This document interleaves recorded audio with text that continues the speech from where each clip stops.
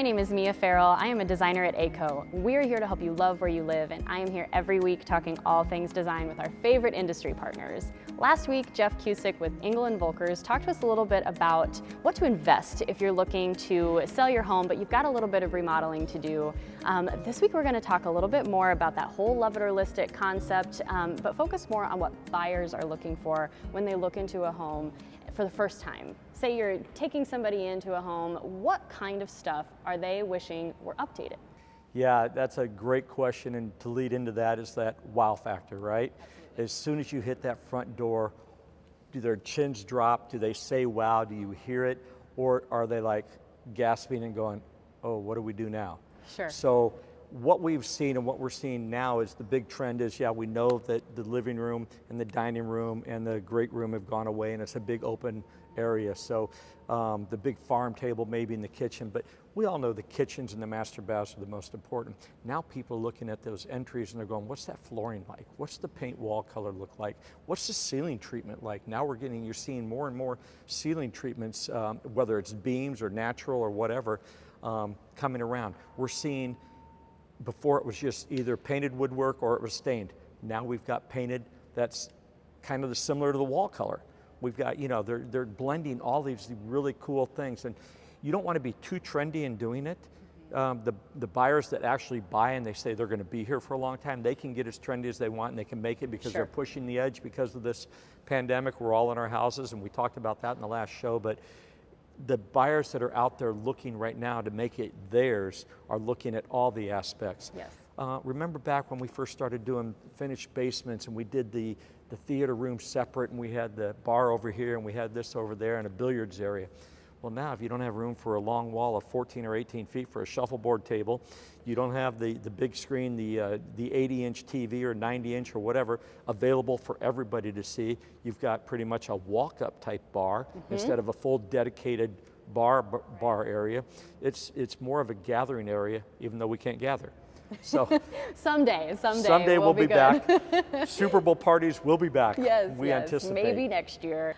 But you're right. There's so much more of a push for just having more of a gathering type space than rooms that are so specific, like a Right. theater room or something like Right. that. Obviously, we still want all the cool high-tech stuff or the Yes. capability to have that, but maybe not so much large footprints for those dedicated items. And you touch a good point there with that high tech, because it's funny with the Ring doorbells now when Sure. we're getting through, it takes us about 30 seconds to open up a house because of the lockbox and everything. There's usually a Ring doorbell on there, and 9 times out of 10, the seller is watching what these buyers are doing, and we know this. So Listening it's always to like, what they're they're listening to what they're saying. And people at the front door, and that's the most important area because that's your first impression when you walk from the car to the front door and then you come in. So when we stage a house and we invite people over and have our designers go in to get it stage ready, they understand this concept.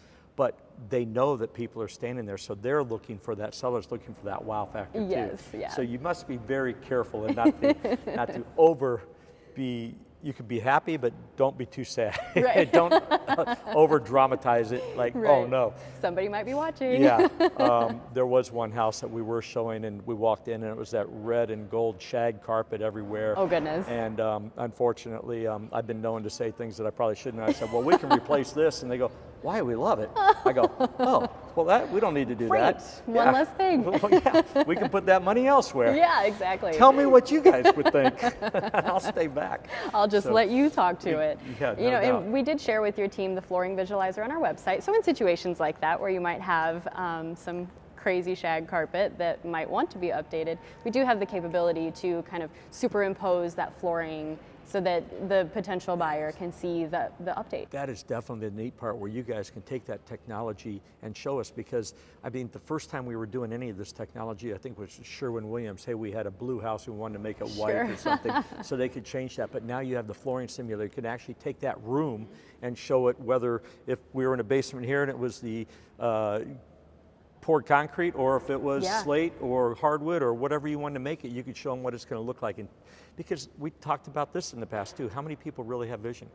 Right. So they have a hard time You seeing need that. a little bit of support. They can't see to past see the that. transformation. Yeah. And you as a designer can bring those elements into it, but the end user has to be able to visualize it and be able to buy into that. I'm sure that's been a challenge sometimes. Hey, until I had all these tools with that visualizer and these other things, it's hard to explain. So you do all these sample boards, multiple sample boards, I'm sure, because projects can be from, hey, the smallest thing of just doing this or a backsplash to, hey, let's get the backsplash, but first we're doing the cabinets, then we're doing the countertops, then we're doing this, and we got the lighting, the faucets, and now we're going to put it all together. Yeah. And here's how we end up with it. Exactly. Speaking of technology, what other high-tech items are people looking for in new homes? The biggest thing is being able to have that smart home and have everything connected. So they love that connectability to when they can unlock the door prior to getting home, they can turn the lights on and off. Garage doors are now remote control that you can have. Forgot to put it down, it sends me a code, we can get that done. You know, security has always been something like that, but the more fun thing is with that being that smart home, they can press a button with the lighting and all of a sudden it comes on for, hey, I'm just coming in, or I'm setting the mood, whether I'm entertaining, or hey, I'm going to bed, and the lights turn off as they follow you to your bedroom. So there's a lot of this technology that is very, very helpful, and people love that because everybody's connected and they want to be able to be on there with their Wi-Fi and everything else and have it be one button, one stop, easy, keep it simple, let's go. Yep, absolutely. Well, thank you so much for joining us today, Jeff. Lots of awesome tips of things that people are looking for when they're looking to buy a home. So if you're looking to sell your home in the next couple years, reach out to Jeff and the team at Engel Volkers, and if there's any remodeling you need to do along the way, I'm here to help you. Thanks so much, Jeff. Absolutely, thanks, Mia.